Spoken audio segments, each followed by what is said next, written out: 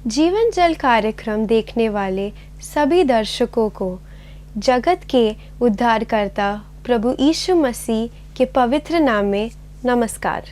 यूहन्ना अध्याय 7 और पद 37 में पवित्र शास्त्र वचन में ऐसा लिखा हुआ है, यीशु ने लोगों को पुकार कर कहा, यदि कोई प्यासा हो तो मेरे पास आकर पिए।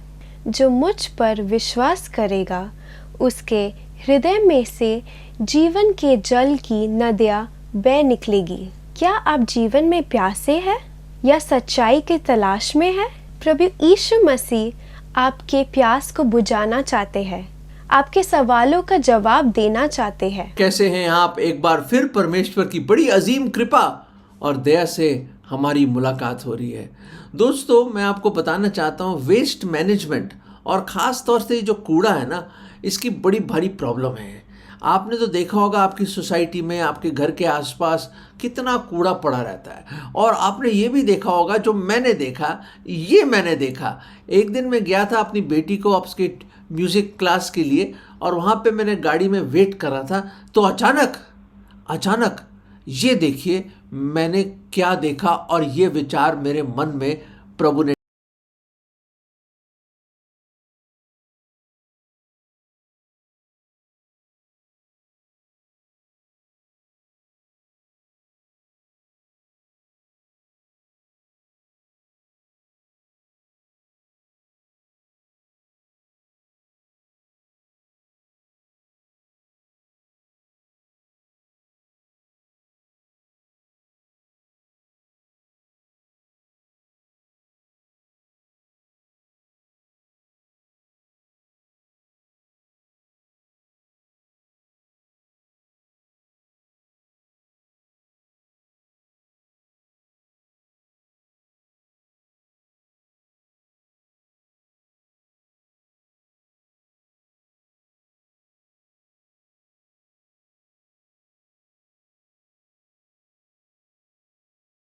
तो देखा आपने शायद ये नज़ारा, और शायद आपके सोसाइटी में, आपके घर के आसपास, या आपके टावर में जहाँ रहते हैं आप, या आपके ऑफिस के आसपास आपने ऐसे लोग देखे होंगे जो आते हैं और दूसरों का कूड़ा उठाते हैं और गंदगी उठा के ले जाते हैं। और इन्हीं की बदौलत हमारे घर, हमारी सड़कें, हमारे जो गलियां हैं, और ये बड़े साफ रहते हैं। और ख़ास तौर से हमारे घर में जो कूड़ा और जो गंदगी है, उसको हम बाहर निकाल के रख देते हैं या डस्टबिन में डाल देते हैं। ये देखिए, डस्टबिन मैंने आपके लिए ऊपर रखा है इधर।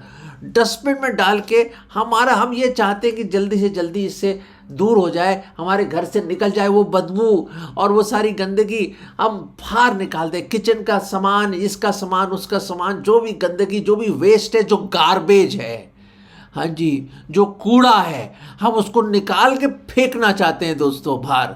और मेरा पूरा यकीन है ये पूरी दुनिया में ऐसी है दोस्तों।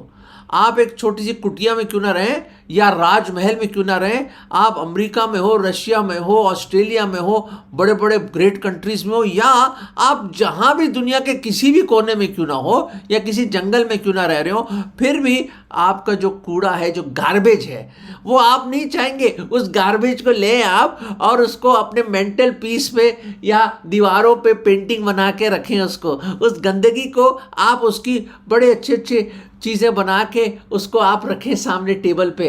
ये देखिए, ये मेरा कूड़ा है। कभी आपने देखा है, देखिए सुनिए, कभी देखा है किसी डस्टबिन को आदमी बड़े चमकू के ऊपर रखे, टेबल के ऊपर उसको सजा के रखे, डस्टबिन को जिसमें कूड़ा जाता है। आप भी कहेंगे कैसी बात कर रहे हैं एल्फ्रेड सर। दोस्तों, मैं बताना चाहता हूँ, ये एक वर्ल्ड वाइड फिनोमिना है। ये तो बच्चा भी जानता है, और बच्चों को सिखाया जाता है, कई दफ़ा मार के भी सिखाया जाता है। अरे टॉफ़ी का रैपर उठाओ, डस्टबिन में डालो। अरे पेंसिल घड़ रहे हो और जो नीचे गिर रहा है उसको उठा के डालो उसके अंदर।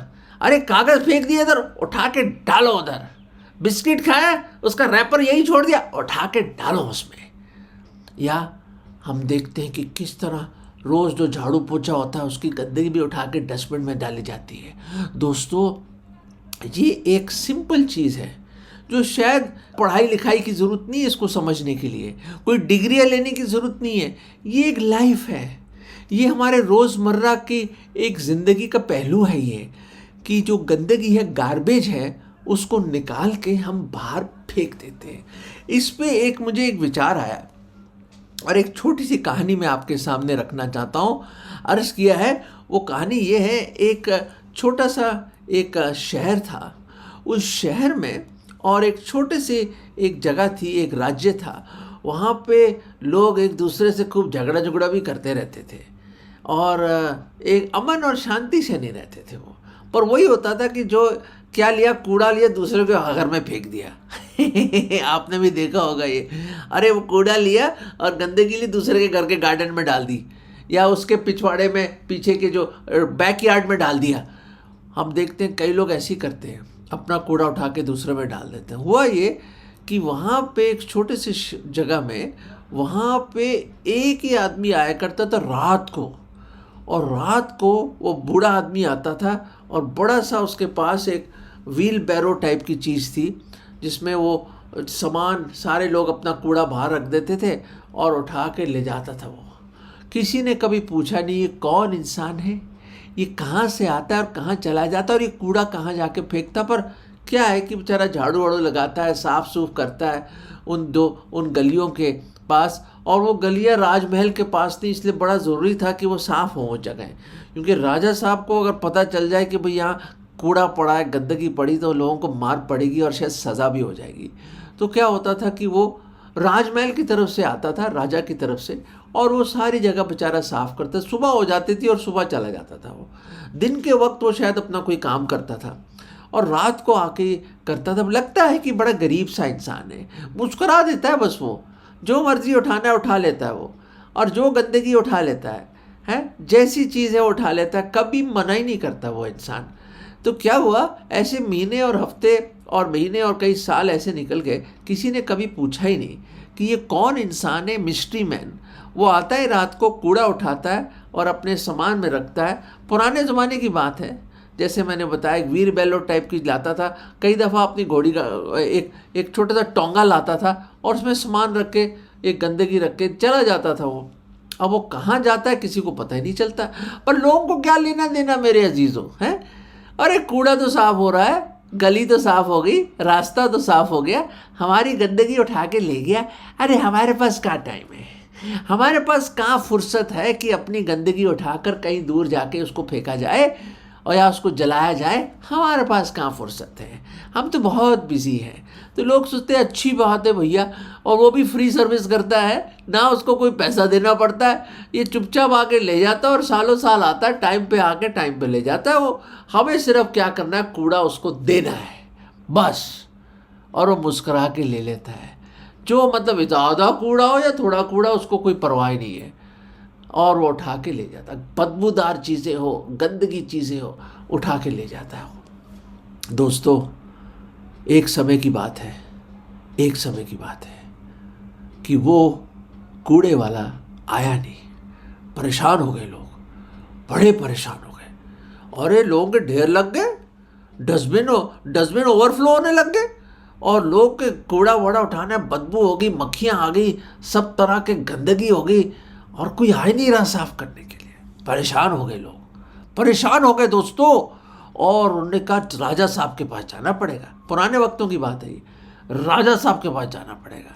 पहुंच गए राजमहल वो लोग, पूरी कमेटी बना के पहुंच गए वो लोग, रिप्रेजेंटेशन लेके कि कूड़े वाला कहाँ चला गया, मर तो नहीं गया क्या, वो बूढ़ा था वो। लोग कहते मर गया, कोई कहता चला गया, कोई कहता ये हो गया वो हो गया। सब ने र्यूमर्स, अफवाहें फैला दी उसके लिए। आया नहीं कई दिनों से। तो दोस्तों राजमहल के अंदर गए, और वो तो सालों साल से राजा से कौन मिलता है, और उनका फुर्सत कहाँ है राजा का शक्ल देखने के लिए भी। तो जब वहाँ पे गए तो वहाँ पे देखा राजा बैठे वहाँ पे अपने सिंहासन पे, और वो आए झुकते हुए, राजा जी बड़ी परेशानी है राजा जी, वो आपने जो एक कूड़े वाले को लगाया था, आपके आसपास हम रहते हैं, वो आ नहीं रहा, बहुत परेशानी हो गई, हमें तो बहुत गंदगी हो गई, बदबू हो गई, रहना मुश्किल हो गया। थोड़ी देर के बाद वो राजा उतरा, अपना राज जो उसने मुकुट था उठा के साइड में रखा, और वो जब आया, अपनी शॉल उठाई, मलमल की शॉल उतार के वो उनके सामने आया और मुस्कुराया। और जब वो मुस्कुराया मेरे अजीज़ों, जब वो मुस्कुराया, उन्होंने कहा ये मुस्कुराहट तो जानी पहचानी है। तुमको एहसास हो गया जब उसने उनसे बात करी, ये आवाज़ भी जानी पहचानी है। और दोस्तों, उनको यकीन हो गया कि वो जो रात को आया करता था, ये और कोई नहीं, ये राजा खुद था। अपना भेष बदल के वो आता था और हमारी गंदगी, हमारा कूड़ा उठा के ले जाता था। वो, उनके आंखों में आंसू आ गए।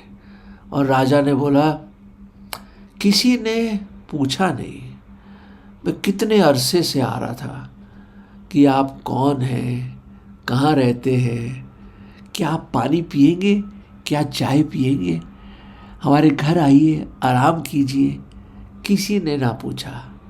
तो मैंने सोचा चलिए कुछ दिन नहीं जाता मैं, मेरी इम्पोर्टेंस तो पता चलेगी इनको, और शायद ये राजमहल में आएंगे कंप्लेन करने के लिए। और दोस्तों, वही हुआ। उनके आंखों में आंसू आ गए सब लोगों के। एक तो बहुत रोने लग गया क्योंकि उसने गालियां भी दी थी उसको, राजा को, उस कूड़ा उठाने वाले को।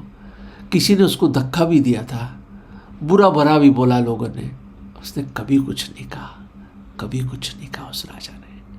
और दोस्तों, मेरे अजीज़ों, मेरे प्रियजन, मेरे नौजवानों, वो राजा चुपचाप मुंह बंद करके मुस्कुराते हुए सारी चीज़ें उठा के ले जाता था। उनकी गंदगी, उनका गार्बेज उसके पैरों में गिर गए। वो, उसने गिरने नहीं दिया, उनको उठा के हर एक को गले लगाया।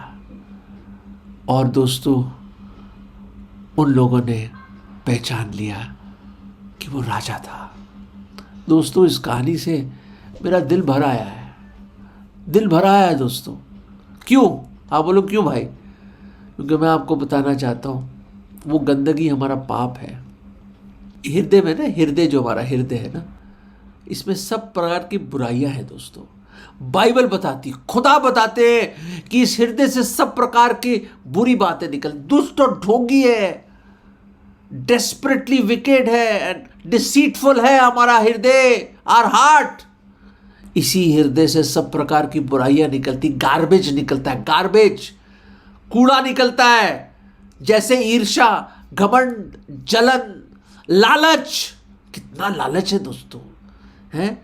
बुराइयां, सब तरह की बुराइयां, व्यभिचार, कत्ल और सब प्रकार के झूठ और धोखा इसी हृदय से निकल के आते हैं दोस्तों। दोस्तों, कभी आपने अपने दिल के झरोकों में डाल के अपनी विवेक के टॉर्च जला के अपने हृदय में ढांका है क्या भी? हैं? Have you put on the torch of your conscience and looked inside the inner recesses of your heart? And you will see the blackness and wickedness of our heart.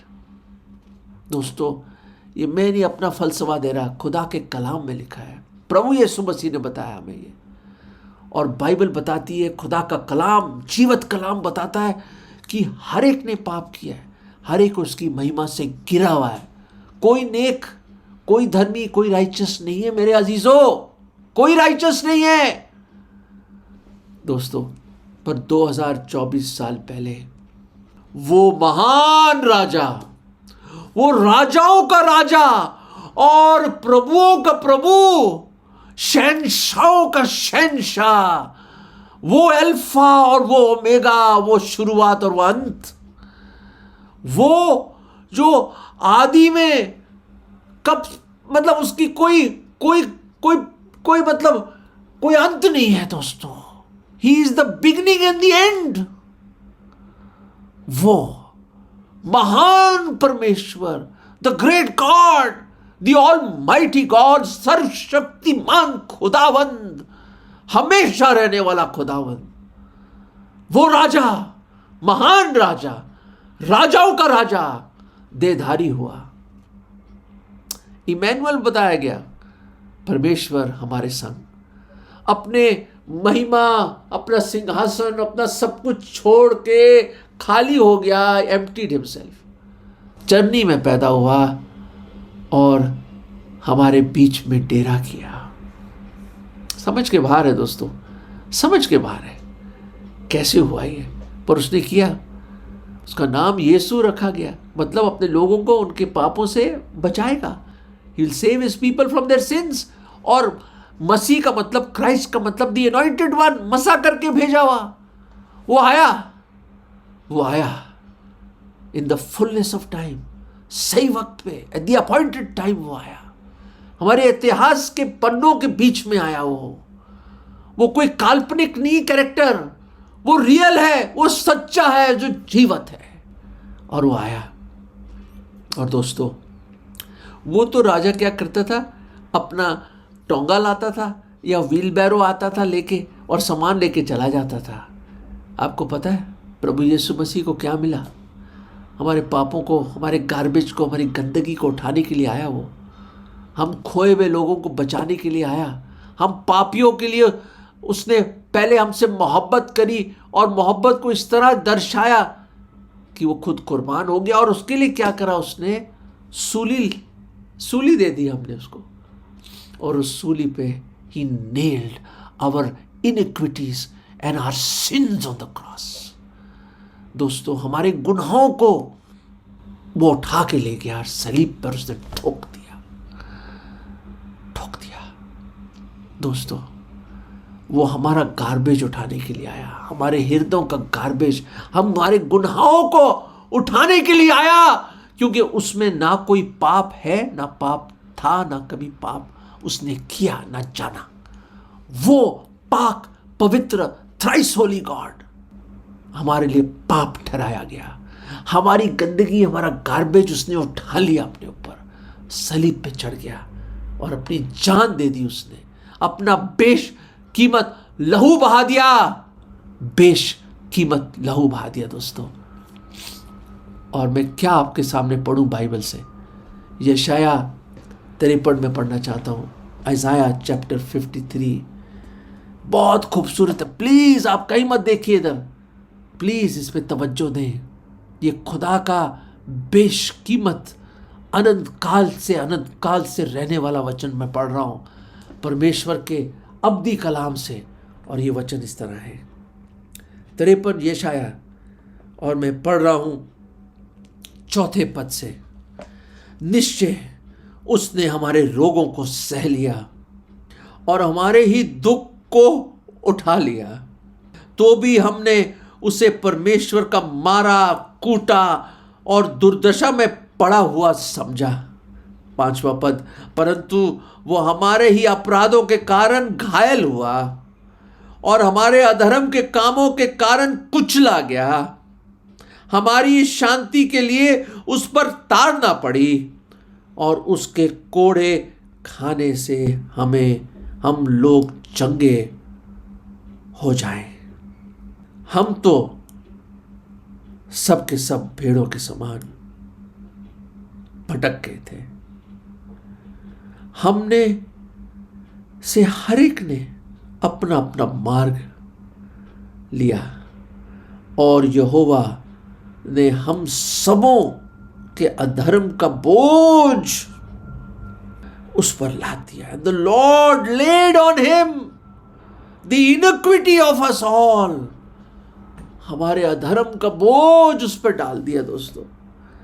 और यूहन्ना के पहले अध्याय में यूं लिखा है मेरे अजीजों, यूहन्ना के पहले अध्याय में जब यूहन्ना बपतिस्मा देने वाले ने जब खुदावंद यीशु मसीह को देखा अपने पास आते हुए, और उसने यूं कहा, और इस तरह से उसने लिखा कि behold the lamb of God who takes away the sin of the world. पहला अध्याय वर्ष 29 में लिखा है, जॉन 1:29, और उसमें लिखा है, देखो ये परमेश्वर का मेमना,